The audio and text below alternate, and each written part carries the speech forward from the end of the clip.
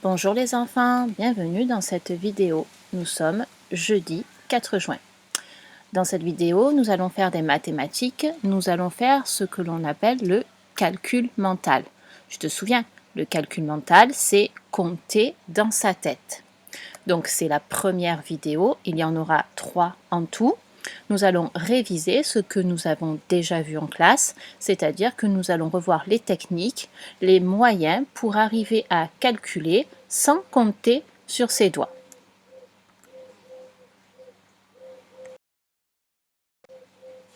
Alors, tu peux te servir de tes mains pour connaître les décompositions de 10 qui s'appuient sur le nombre 5. Alors, tout à l'heure, je t'ai dit qu'on allait s'entraîner à calculer de tête sans utiliser les doigts. Et là, je te dis de te servir de tes mains. En fait, il ne faut pas les sortir de sous la table, il faut les imaginer. Comme maintenant tu connais bien, tu dois imaginer. Tu dois voir dans ta tête l'image des doigts sans regarder tes mains. Alors, là tu vois quoi? Tu vois 5 et 1. 6, c'est 5 et 1. Tu n'as plus besoin de sortir tes mains pour penser à ça. De même, maintenant tu sais que 7, c'est 5 et 2. 5 plus 2, tu sais que ça fait 7. Tu sais aussi que 5 et 3, 5 plus 3, c'est 8. Dans les deux sens, tu dois savoir que 5 plus 3, ça fait 8. Et tu dois aussi savoir que 8, c'est 5 plus 3. Pareil, tu dois savoir que 9, c'est 5 plus 4. 5 plus 4 égale 9. Et enfin, tu sais que 10, c'est 5 plus 5.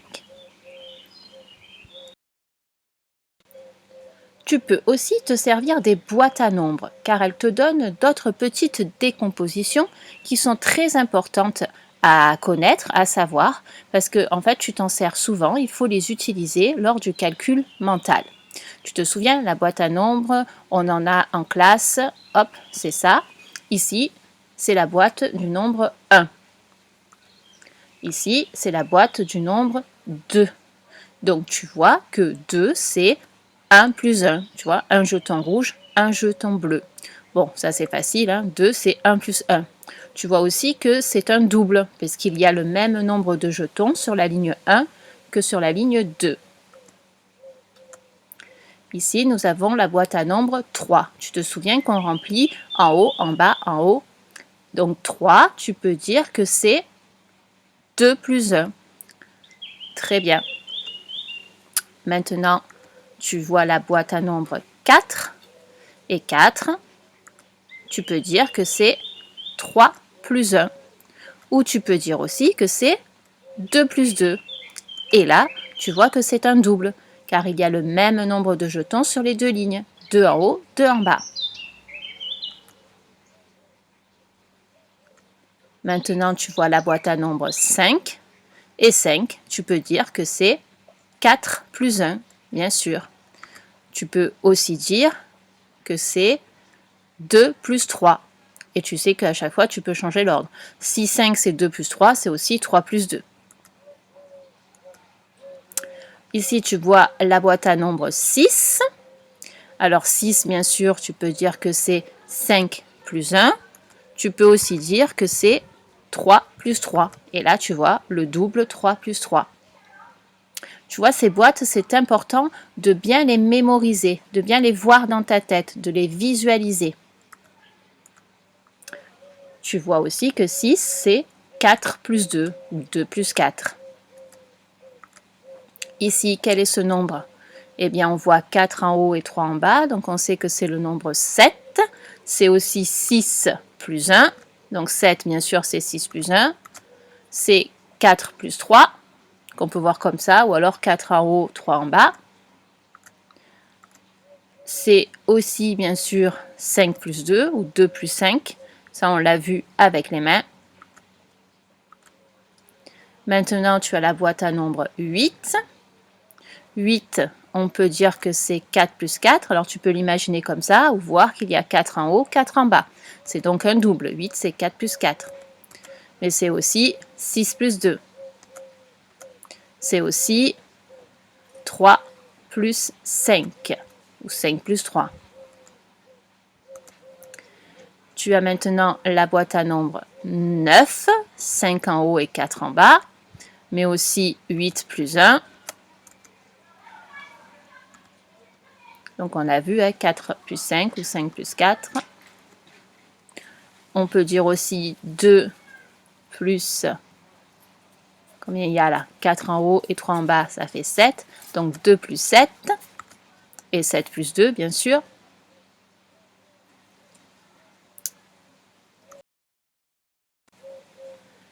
Les boîtes te permettent aussi de voir ce qu'il te manque pour faire 10. On appelle ça les compléments à 10. Ça aussi, on l'a vu en classe et normalement, tu les connais par cœur. C'est ce que j'appelle les copains de 10. Ici, tu as une boîte avec un jeton. Si je veux la remplir, si je veux en avoir 10, il m'en manque 4 en haut, 5 en bas, c'est-à-dire 9. Il me faut 9 pour aller à 10. 1 est copain du 9. Et si 1 est copain du 9, je sais que 9 est copain du 1. Donc, si j'ai 9 jetons, il m'en manque 1 pour faire 10. Maintenant, tu vois la boîte à nombres de jetons. Combien est-ce qu'il m'en manque pour la remplir, pour aller jusqu'à 10? Eh bien, tu vois qu'il en manque 4 en haut, 4 en bas, c'est-à-dire qu'il en manque 8. Donc, il faut 8 pour aller à 10. 2 est copain du 8. Et inversement, 8 est copain de 2. Donc, il faut 2 pour aller à 10 si j'ai 8. Là, tu vois la boîte à nombres 3. Combien est-ce qu'il en manque pour aller à 10? Il en manque 3 en haut, 4 en bas, c'est-à-dire qu'il en manque 7. Il me faut 7 pour aller à 10 si j'ai 3. Et inversement, si j'en ai 7, il m'en faudra 3 pour aller à 10. 7 est copain de 3, 3 est copain de 7. Ici, j'ai 4 jetons, donc pour aller à 10, il m'en manque 6. 4 est copain de 6. Si j'ai 4 jetons, il m'en faut 6 pour aller à 10. Et inversement, si j'en ai 6, il m'en faut 4 pour aller à 10. Et bien sûr, si j'ai 5 jetons, il m'en manque 5 pour aller à 10. Tu sais que 5 plus 5, ça fait 10.